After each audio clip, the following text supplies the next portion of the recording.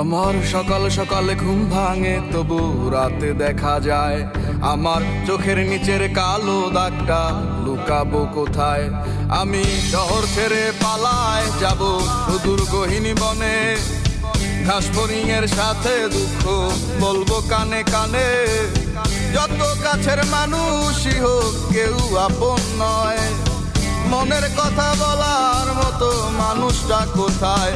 আহারে কে কার খবর রাখিয়া বেড়ায়, খবরের কাগজে কি আর খবর পাওয়া যায়?